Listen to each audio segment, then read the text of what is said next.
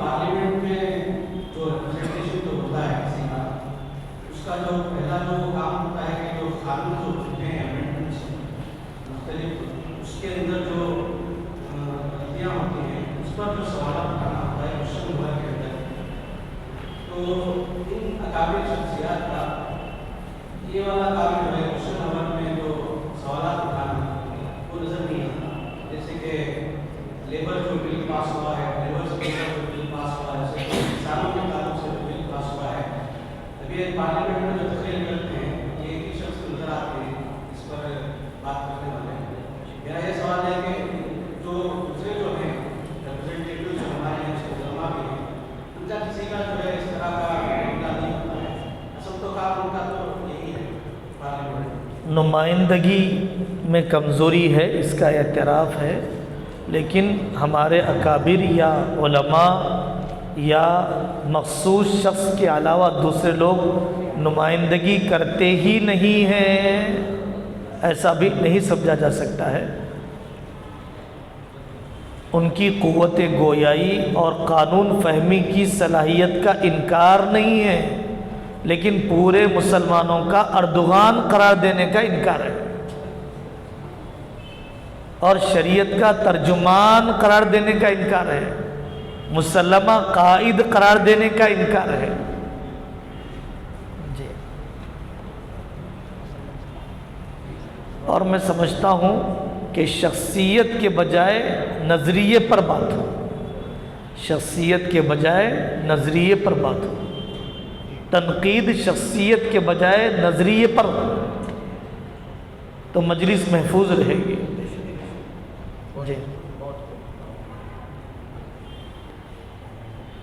आजकल हमारे जो सियासी कायदीन हैं उनके सामने किस हद तक गैरों से ताल्लुकात है, उसके उसूल और ज़वाबित मसाइल उनके सामने मुरतब करके पेश किया जाए ताकि उन्हें मालूम, वो अमल नहीं करना चाहते इस बुनियाद पर अब वो ये नहीं करते, बल्कि उन्हें मालूम ना होने की वजह से बाज़ हज़रात। बिल्कुल सही बात है जी। इसके अलावा दूसरी बात यह है कि हमारे जो कॉलेज के तलबा हैं या फिर दुनियावी पढ़े लिखे लोग हैं, इन हज़रात को नवाक़िज़ वज़ू तो मालूम है लेकिन नवाक़िज़ ईमान मालूम नहीं, जिसकी वजह से कोई ऐसी चीज़ मुरतब हो जाए कि जिन चीज़ों की बुनियाद पर आदमी ईमान से खारिज हो जाता है। और उन लोगों के बहुत अच्छा सवाल है आपका जी जी। मौलाना ने एक बात तो ये फरमाई कि आपने गैर मुस्लिमों से ताल्लुकात के हुदूद पर जो गुफ्तगू की है नंबर वार लिख कर दे दिया जाए ताकि ये कायदीन जिस हद में रहकर अमल करना चाहिए या उम्मत मुस्लिमा को जिस हद में रहकर अमल करना चाहिए उसी हद में रहकर अमल करे। इस मौजू पर आपकी मालूमात के लिए फ़िक़्हुल अक़ल्लियात मुस्लिम अक़ल्लियती ममालिक में कैसे रहें पूरा एक लिटरेचर तैयार हो चुका है, मुख्तसर और बड़ी किताबें भी हैं। हमने अपनी किताब मसनून मुआशरत में गैर मुस्लिमों से ताल्लुकात के हुदूद पर चंद सफ़हात में मुलख़्ख़स करने की कोशिश की है। और जैसा दूसरी बात आपने फरमाई नवाक़िज़ ईमान, हम अपने नौजवानों को नवाक़िज़ वज़ू तो बतलाते हैं, नवाक़िज़ ईमान नहीं बतलाते हैं। बिल्कुल ज़रूरत है मदारिस में, मकातिब में, बनात में, मस्तूरात में बताने की ज़रूरत है। हमारे पास मजलिस ख़त्म नबूवत मुस्तकिल तफ़हीम ख़त्म नबूवत का एक रोज़ा इजलास करती है, तो अच्छा काम होता है। यूट्यूब पर भी काफ़ी मजालिस हैं जिसमें गुमराह फ़िरक़ों का तारुफ़ भी होता है, वजूह कुफ्र भी बताए जाते हैं। इजाफ़ा करना चाहिए इल्हाद اسباب اور سد باب کا اور کلمات کفر اور اس کے احکام کا اور کفریہ اعمال اور توبہ کا، یہ اضافہ اگر کر دیا جائے تو رسالہ مکمل ہو جائے گا، مجلس پوری مفید بن جائے گی۔ اس کو عنوان بنایا جانا چاہیے۔ جب تک ہمارا مطالعہ جمعہ کی خطابت کا پہاڑ اتارنے کے لیے رہے گا، اس وقت تک یہ تقاضے ویسے ہی باقی رہیں گے۔ جس دن شوق کی تسکین نہیں یا تنخواہ کا حصول نہیں، امت کا تقاضا، امت کے تقاضے کی تکمیل کا جذبہ آئے گا، اس دن یہ سب مطالعے بھی ہوں گے، خطابت مؤثر بھی بن جائے گی۔ اور کسی کا سوال؟ اور کسی کو کوئی سوال کرنا اور کسی مدار علاقے کے ماشاءاللہ جی جی، سعادت ہے ان حضرات کے ساتھ بیٹھنے کا موقع مل گیا مجھے۔ مفتی نثار صاحب ہیں، مہدی صاحب ہیں، مصدق صاحب اور بھی بہت سارے ایسے ہیں کہ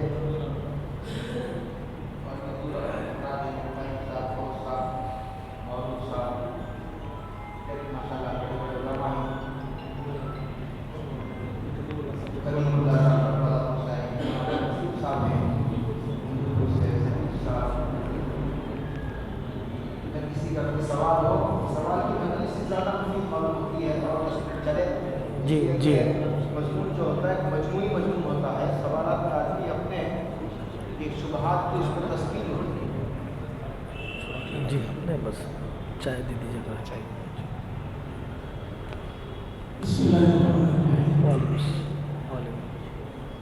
مولانا مطلب میں بڑی خوبصورت لہجے میں ہمارے دلوں کی باتوں کو جوڑ کے رکھنے والی باتیں سر کی طرف سے بھی کہی ہیں۔ کیوں نہ ہو کہ اس سوال پر میں حضرت کی طرف متوجہ ہو کر پوچھوں تاکہ ہم سبوں کا بھی جواب ضروری ہے، ہم سبوں کے لیے وہ جواب ضروری ہے۔ حضرت سے مطالبہ یہ ہے، سیاسی میدان میں اگر آنا ہی ہے تو اتنا باشعور اور سب کو لے کر سب کا ماحول بنا کر سب طریقے کار سے سب کو جوڑنے میں آگے بڑھنے سے بہتر کوئی اور سبیل ہے تو ہم بتائیں، تاکہ ان سب کو چھوڑ کر ڈائریکٹ سیاست پر قدم رکھے اور شریعت کو اور حدیث کو کوشش کر کے وہاں نافذ کرنے کی کوشش کریں۔ سوال شاید سمجھ نہیں سکا میں۔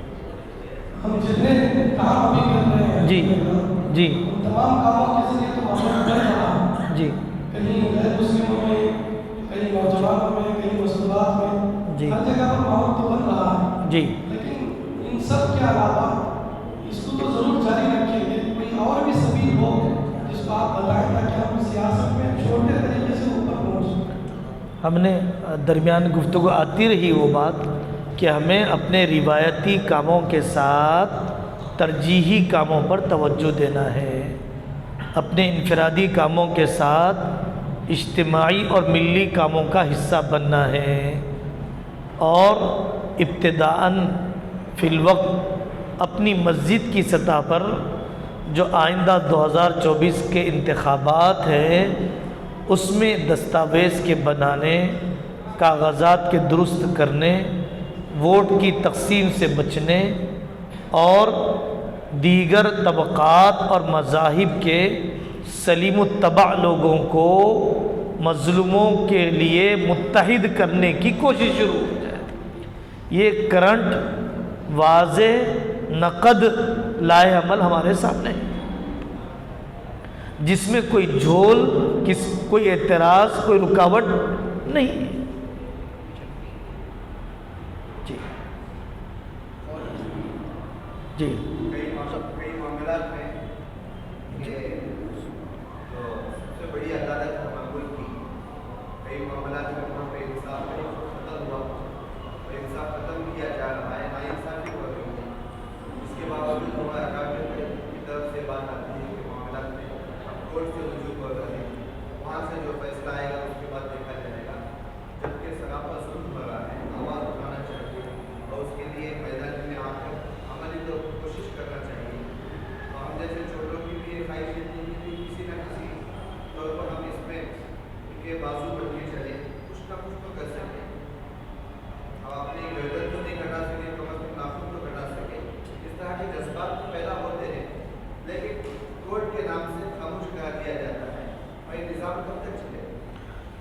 آپ کی بغیر کسی تنقیص کے اور استہزاء اور تضحیک کے بغیر میں آپ سے پوچھتا ہوں کہ کیا کرنا چاہیے؟ اگر میں قائد ہوں مثلاً اور میں کہتا ہوں کہ سپریم کورٹ کے فیصلے کو تسلیم کر لینا ہی بہتر ہے، مزید 60 سال سے زیادہ وقت، کروڑوں کا روپیہ، ہزاروں کی جانیں، تجارتوں کی تباہی، فسادات کا انبار اب مزید امت سے جھیلنے لگوانا مناسب نہیں ہے۔ میں یہ سمجھتا ہوں مثلاً اگر فرض کر لیا جائے کہ میں قائد ہوں تو آپ کے ذہن میں اس کی متبادل کیا رائے ہے بتائیے؟ جی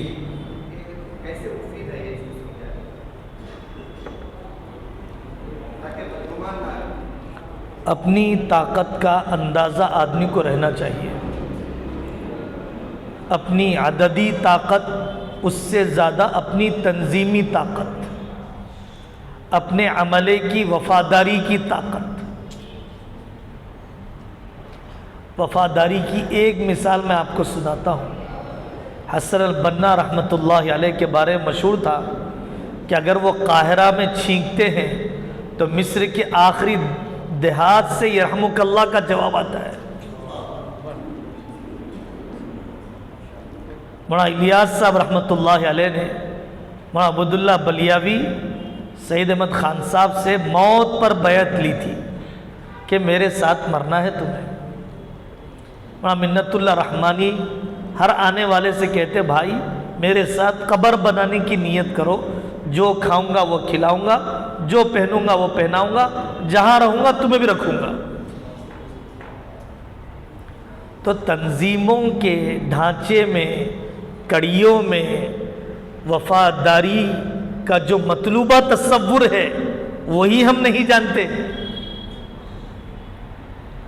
اور میں ایسا احساس رکھتا ہوں کہ اگر ہم ان اکابر کی جگہ پر اس کرسی پر ہوتے ہیں 1 گھنٹہ بھی گزار نہیں سکتے تھے چین کے ساتھ۔ اس قدر سنگین، حساس، متضاد، بوجھ، اوپر اور نیچے، مافوق اور ماتحت کا دباؤ، اللہ ہی ان حضرات کی مدد فرمائے۔ اگر واضح لائحہ عمل آپ کے ذہن میں ہے ضرور لکھ کر دیجئے، ریکارڈ کر کے دیجئے، ضرور سوچا جائے گا۔ اللہ تعالیٰ کسی کے دل میں کوئی بھی مناسب رائے ڈال سکتے ہیں۔ اگر آپ کے ذہن میں قتال اقدامی ہے، قتال دفاعی ہے، تو علماء کو قتال اقدامی کے شرائط دیکھ لینا چاہیے۔ اسلام میں قتال کا مفہوم بیوقوفانہ اور احمقانہ قسم کی خون ریزی نہیں ہے، جانوں کا ضیاع نہیں ہے۔ امارت، اطاعت، قوت مستطاعہ، غلبہ زن، فتح کا غلبہ زن، اس کے بعد قتال ہے۔ اور پھر جمہوری ملک، معاہدے پر استقامت۔ مختصراً ہم ایسا کہتے ہیں کہ چبوترے تو چھوڑے نہیں جاتے، پارلیمنٹ بدلنا چاہتے ہیں۔ 10th کا ایگزام نکالا نہیں جاتا، سپریم کورٹ کا فیصلہ بدلنا ہے۔ آپ کو 70 سال کس نے روکا تھا سپریم کورٹ کا جج بننے سے؟ آپ کو کس نے روکا تھا وکالت کی تعلیم پڑھنے سے؟ اب منصوبہ بندی کیجیے، سجدے سہو کیجیے۔ اب تعلیم کے ہمہ میدان میں نوکری کو دیکھ کر نہیں، تنخواہ کو دیکھ کر نہیں، قوم کے مفاد کو دیکھ کر آگے بڑھیے، ملک کی ضرورت کو دیکھ کر آگے بڑھیے۔ اپنی نوجوان نسل کو ان خلا والے میدانوں میں آگے بڑھائیے جیسے انہوں نے آگے بڑھایا۔ نہیں، ہر بات ذاتی نہیں، ہماری کھلے ذہن کی بات ہے۔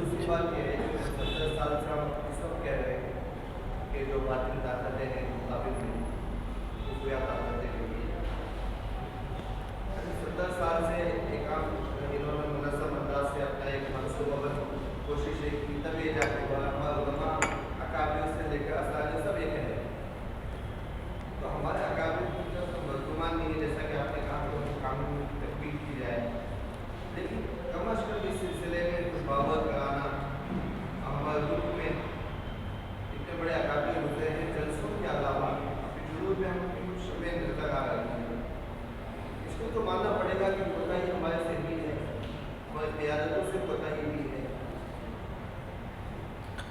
میں سمجھتا ہوں کہ آپ کا سوال اچھا ہے.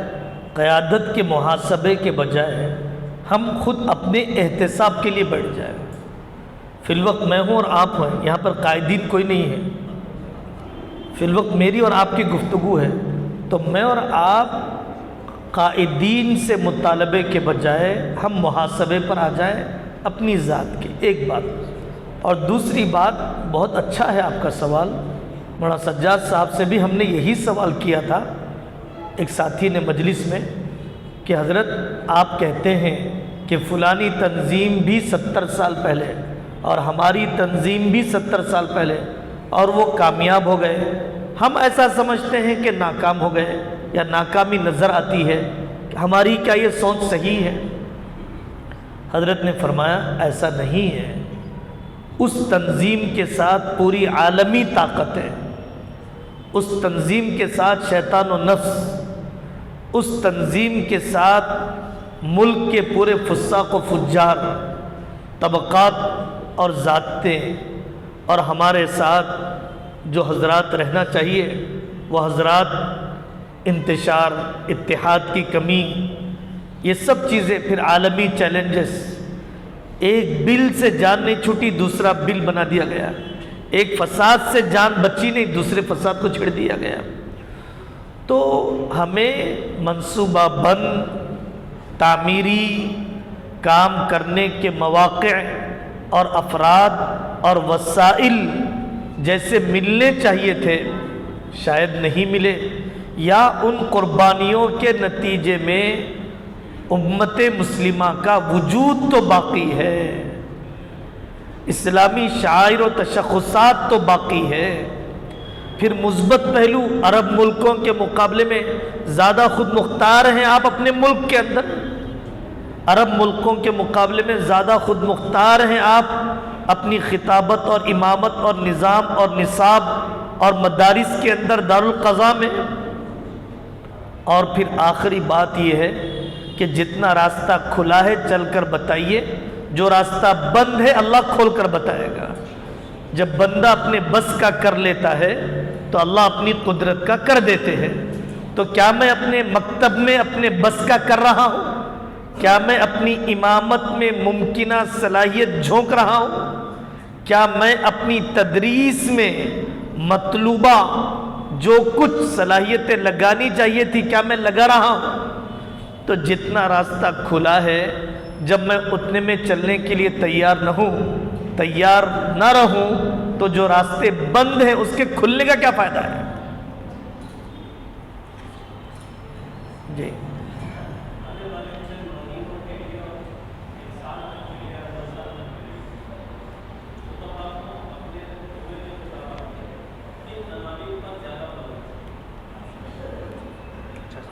اصل خطیب کی استعداد اور مجمع کے تقاضے پر عنوان موقوف ہے.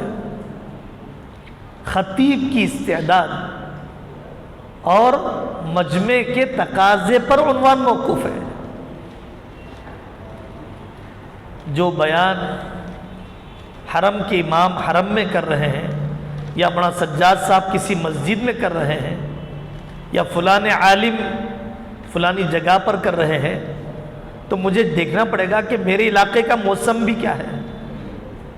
وہاں کے خربوزے یہاں کی سردی میں نہیں بیچے جا سکتے ہیں, وہاں کے گرمی کے سوٹر یہاں کی گرمی میں تو بیچے نہیں جا سکتے ہیں. تو پہلی بات تو یہ ہے. اور دوسری بات, درد پیدا ہوگا, در کھل جائیں گے. فکر اور عمل اور مضمون اور مواد کے سب در کھل جائیں گے اگر درد پیدا ہو جائے. اور تیسرے نمبر پر اپنے اکابر کو سنیے, اپنے پورے اکابر کو پڑھیے, پھر اپنے اکابر کو پڑھ کر سن کر اللہ کی طرف توجہ کے بعد جو فکر ہفتہ بھر پک رہی ہو اسی کو جمعہ کے دن قوم کے سامنے بولنا جائز ہے. جو فکر ہفتہ بھر پکی نہ ہو اسے قوم کے سامنے بولنے کو حرام سمجھیے. جو فکر آپ پر غالب نہیں ہے سامعین پر کیا غالب ہوگی؟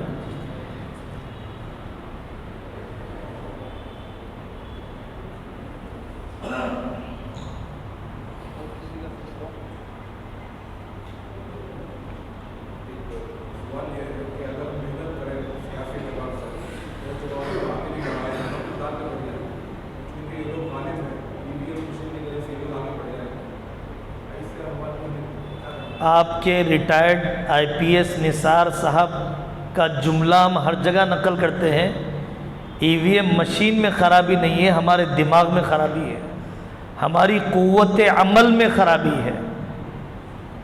مطلب یہ ہے کہ آپ جب تک جو دروازے کھلے ہیں اس پر کوشش تو کیجئے،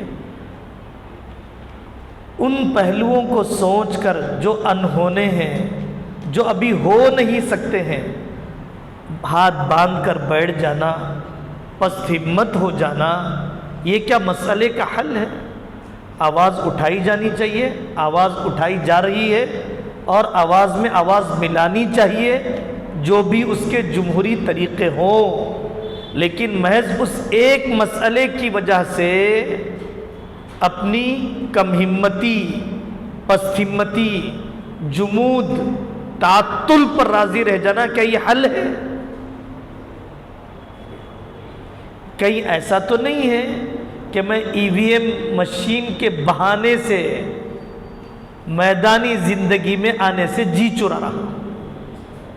کیا میں ایسا تو نہیں ہے کہ EVM مشین کی وجہ سے پہلے سے بے عمل تھا اور بے عملی کے لیے دلیل پا رہا ہوں EVM مشین کے بعد ہے؟ ٹٹول کے دیکھیے اپنے آپ کو۔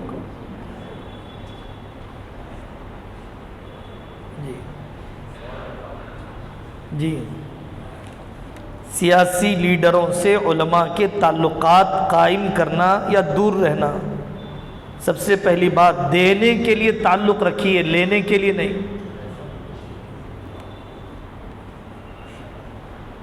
سیاسی قائدین سے دین دینے کے لیے تعلق رکھیے۔ الذی یمد رجلی لا یمد یدی، جو اپنے پیر پھیلاتا ہے وہ اپنے ہاتھ نہیں پھیلاتا ہے۔ ایسے تعلقات رکھیے کہ دین کی خدمت کے مواقع بڑھے، ایسے تعلقات مت رکھیے کہ آپ کی خود مختاری ختم ہو جائے۔ اے طائر لاہوتی، اس رزق سے موت اچھی جس رزق سے آتی ہو پرواز میں کوتاہی۔ یہ دوسری شرط ہے کہ آپ کے دینی کاموں میں خود مختاری ختم نہ ہو۔ یہ قاسم نانوتی رحمۃ اللہ علیہ کا الہامی اصول ہے۔ تیسری شرط تعلقات رکھنے میں حضرت تھانوی رحمۃ اللہ علیہ کا ملفوظ بہت اہمیت رکھتا ہے۔ حضرت فرماتے تھے ان کی محبت بھی نہیں چاہیے، عداوت بھی نہیں چاہیے۔ ان کی محبت بھی مصیبت ہے، عداوت بھی مصیبت ہے۔ چوتھی بات، اگر آپ کے اندر اتنی مقبولیت اور اتنی فکر کی پختگی ہے کہ آپ رہبری کر سکتے ہیں، تو حضرت تھانوی رحمۃ اللہ علیہ نے محمد علی جناح کو خط لکھا تھا کہ آپ جب چاہے میرے سے مکاتبت کر سکتے ہیں، مخاطبت کر سکتے ہیں۔ حضرت نے تعلقات استوار رکھے تھے ان کی اصلاح کے لیے۔ جنرل ضیاء الحق سے ہمارے اکابر نے تعلقات رکھے ان کی اصلاح اور رہبری کے لیے۔ ان سے حصول دنیا کے لیے نہیں، ان سے اپنے مدرسے مسجدوں کی تعمیر کے لیے بھی نہیں۔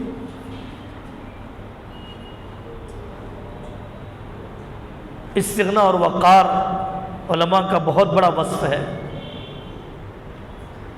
اور جتنا ہم عوام کے محتاج رہیں اسی میں ہماری حفاظت ہے۔ حضرت مولانا رشید احمد گنگوہی رحمۃ اللہ علیہ کے زمانے میں مطبخ بنا دیا گیا تھا غالباً، اس سے پہلے طلباء کی عادت گھر گھر جا کر اپنا کھانا لانے کی تھی۔ دارالعلوم میں مطبخ بعد میں سے بنا، پہلے گھر گھر سے طلباء اپنا کھانا لایا کرتے تھے، جیسے آج بھی UP کے ائمہ کا نظام ہے۔ تو مناظر حسن گیلانی رحمۃ اللہ علیہ نے ہندوستان کے نظام تعلیم و تربیت میں لکھا ہے کہ حضرت گنگوہی فرماتے تھے کہ میرا جی چاہتا ہے کہ مطبخ نہ بنے اور یہ طلباء گھر گھر جا کر ہی اپنا کھانا لایا کرے، تاکہ فراغت کے بعد ان کے اندر عوام سے مستغنی رہنے کا جذبہ پیدا نہ ہو. انہی کا تو کھایا ہوں، خدمت ان کی بھی کرنا ہے، استراراً ہی صحیح ان کی خدمت کرتا رہے. وہ استغنا نہیں ہے، وہ تکبر ہے. وہ استغنا نہیں ہے، وہ عجب ہے. وہ استغنا نہیں ہے، میدان عمل سے محرومی ہے. وہ استغنا نہیں ہے، عوام الناس کے درمیان چھوٹے طبقات کے درمیان اختلاط کو آدمی اپنے لیے معیوب سمجھنے لگ جائے، اٹھنی چونی کے تعاون کو چھوٹی نگاہوں سے دیکھنے لگ جائے. ہمارے مدارس کی روح کو ختم کر دینا ہے. اگر ہم نے اراذل قوم، اسافل قوم، اگر ہم نے اپنے قوم کے وہ طبقات سے تعلقات نہیں بنائے جو بہت زیادہ اونچے نہیں سمجھے جاتے ہیں.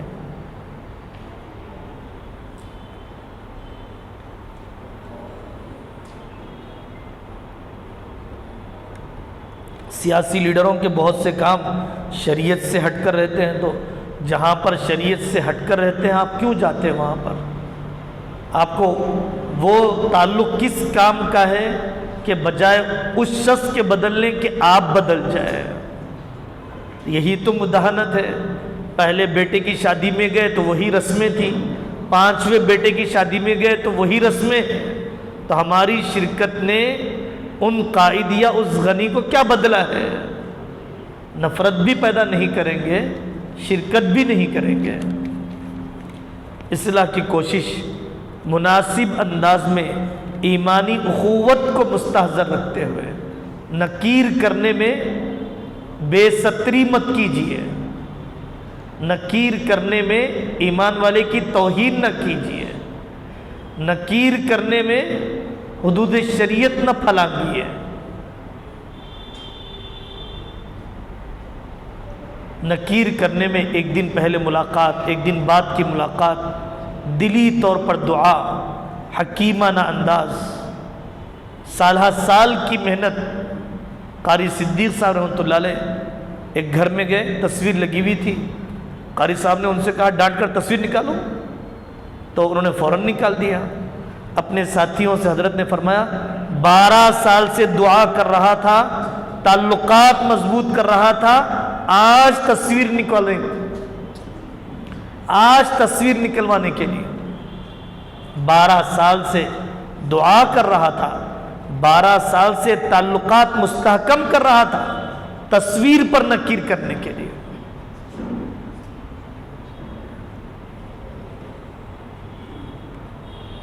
ایسا نہ ہو کہ وہ تو ہمیں دین کی عظمت میں بلائیں اور ہم ان کی دنیا کی عظمت میں جائیں.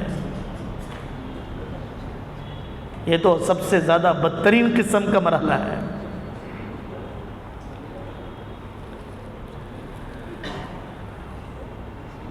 آپ نے ملک ہندوستان میں ہندو مسلم کے بجائے ظالم مظلوم کے نظریے کو عام کرنا چاہیے. مولانا سجاد صاحب سارے اکابر کہتے ہیں ہم تو نقال ہیں، تو مظلوم کا اتحاد کیسے قائم ہو سکتا ہے؟ مظلوم بہت ساری برادریاں ہیں. بام سیف تنظیم تو اچھی ہے، وامن مشرا صاحب علیحدہ ہو چکے ہیں، لیکن اس کے علاوہ اور 10 تنظیمیں ہیں، ان سے تعلقات بنائے جائیں، تلاش کیا جائے. قبل از وقت اندیشوں کا اظہار نہ کیا جائے. کام شروع کرنے سے پہلے ہی خدشات کا طومار اپنے ذہن میں نہ بسایا جائے. جی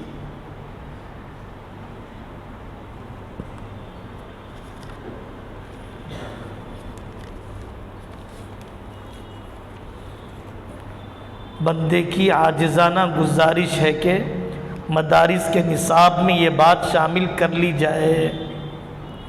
نصاب بدلنا آسان ہے، مدرس کو بدلنا مشکل ہے.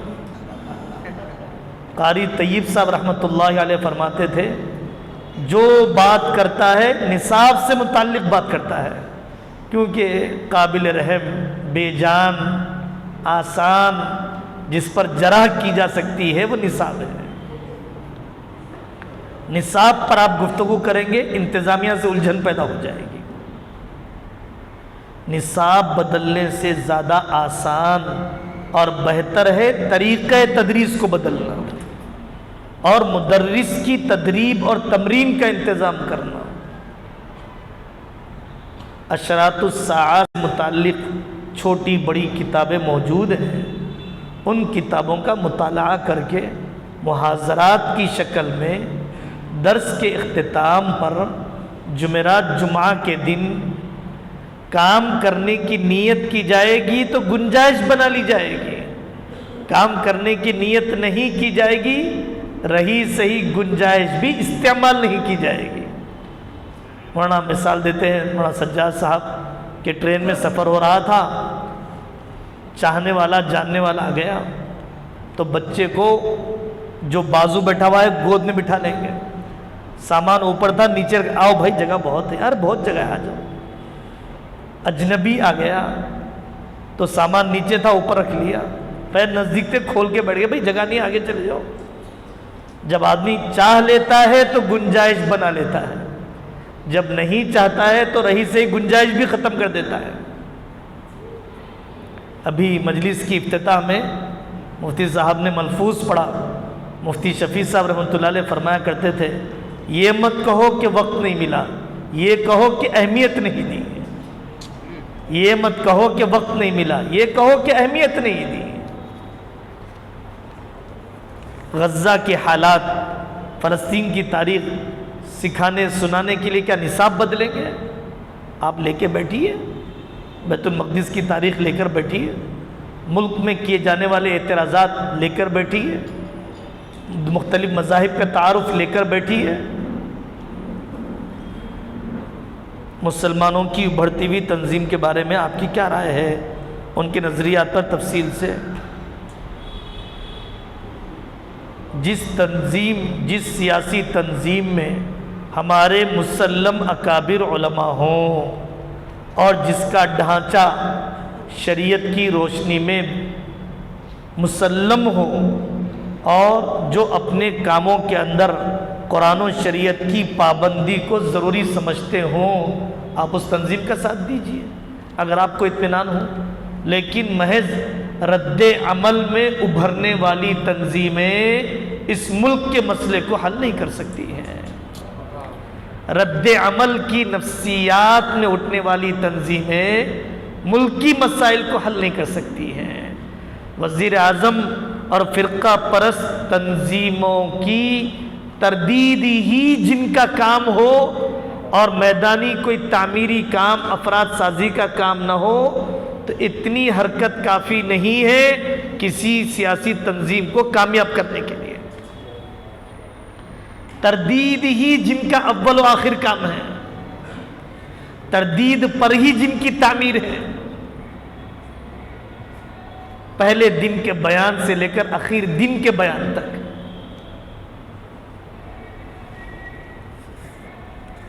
جی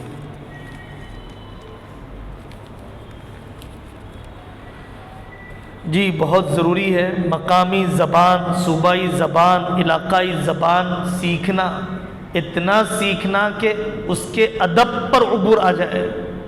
بالکل سب لسان قوم کے بغیر ہم کیا کام کریں گے؟ کیوں ہم اپنے مدرسے میں کنڑ زبان نہیں پڑھاتے؟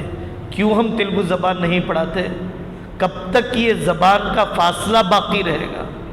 کب تک یہ اجنبیت رہے گی؟ کب خیالات منتقل ہوں گے؟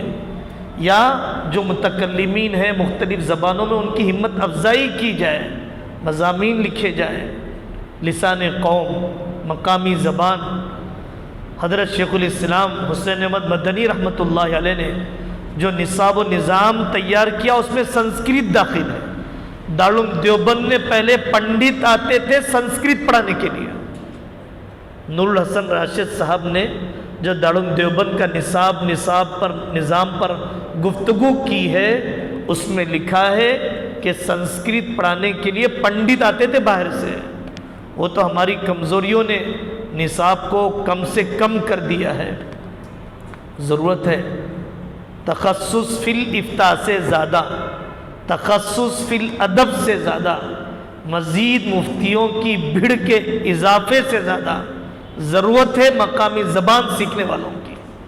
ضرورت ہے ان مضامین پر محنت کرنے والوں کی، ضرورت ہے ملکی مسائل پر شعور حاصل کرنے والوں کی۔ انگریزی زبان سے متعلق، لیکن زبان کا درجہ دوسرا ہے، فکر کا درجہ پہلے ہے۔ بے فکری کے ساتھ کوئی بھی زبان آپ کو قوت گویائی نہیں دے گی۔ 4 زبانیں جانتا ہے، بے فکر ہے، اس نے ایک مضمون کا ترجمہ نہیں کیا، ایک شخص کو مخاطب نہیں بنایا۔ پہلا درجہ فکر کا ہے، دوسرا درجہ زبان کا ہے۔ انگریزی پڑھاتے ہوئے طالب علم کو فکر مند کیجئے کہ بیٹا تجھے یہ انگریزی ایم اے کرنے کے لیے نہیں، بی اے کرنے کے لیے نہیں، آئی ٹی کی نوکری کے لیے نہیں، کمپیوٹر کی جاب کے لیے نہیں، فلانی جگہ کی ٹیچری کے لیے نہیں، وہ حرام نہیں ہے، لیکن تجھے خادم دین بننے کے لیے میں پڑھا رہا ہوں، اور دین کے تقاضوں کی تکمیل کے لیے میں تجھے پڑھا رہا ہوں۔ تو اسے فکر مند کرتے ہوئے ضرور انگریزی زبان پڑھائی جانی چاہیے، اور ان کے کھپت کے میدان بنا کر دینا چاہیے فراغت کے بعد۔ آپ یہ ترجمہ کیجئے، آپ اسکولوں کی اسمبلی میں جا کر بیان کیجئے، ٹیچرز میں جا کر فلانے موضوع پر گفتگو کیجئے، نیو ایجوکیشن پالیسی پر آپ محنت کیجئے، ملک کے بننے والے قوانین پر نظر رکھیے، سوشل میڈیا پر انگریزی زبان میں آپ قائم کیجئے، رد الحاد پر کیجئے اور رد غامدیت پر کیجئے، اپنی انگریزی دانی کے ذریعے سے استشراق کے خلاف آپ کام کیجئے۔ انگریزی پڑھنے والے طلباء کی فکر بھی بنانے کی ضرورت ہے، میدان بھی دینے کی ضرورت ہے۔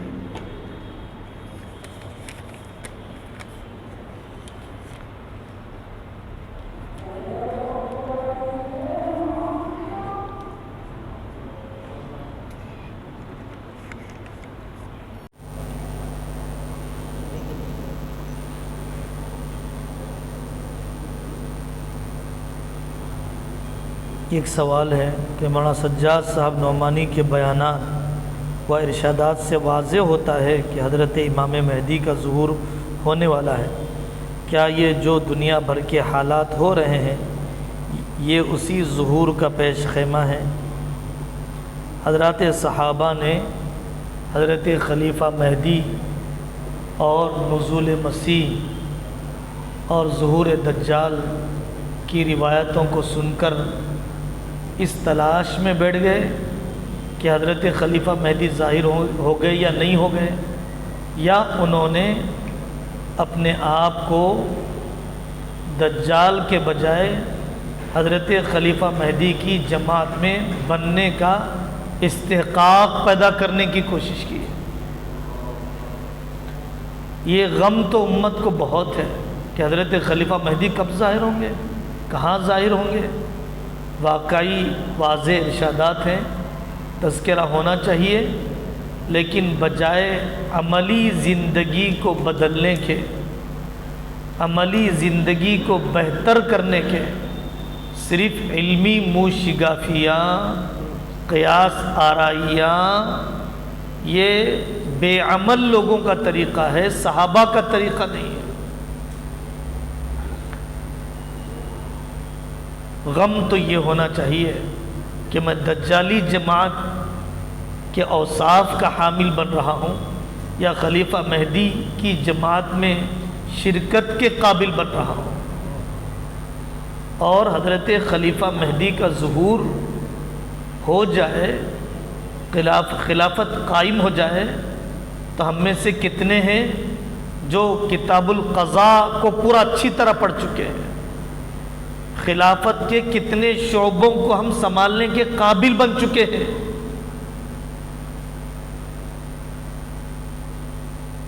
زچگی سے پہلے زچگی کی استعداد بھی تو پیدا کرنی پڑتی ہے۔ حضرت خلیفہ مہدی کے ظہور سے پہلے ان کے ظہور کو قبول کرنے کی استعداد بھی تو پیدا کیجیے، عملی زندگی کی طرف۔ آپ کے سامنے وہ سوال ہے حدیث احسان میں ماذا اعددت لہا، جب متی الساعہ کا سوال کیا گیا تو آقا نے فرمایا تیاری کیا کر رکھی ہے. وہاں پر سال کی تعیین کے موضوع میں الجھایا نہیں گیا، تیاری کی طرف متوجہ کیا گیا. یہ منشأ نبوی ہے. جی سیاست و خلافت پر قرآنی آیات و احادیث والی کتابیں انشاءاللہ گروپ میں جلدی ہی ڈال دی جائیں گی. سبحان اللہ.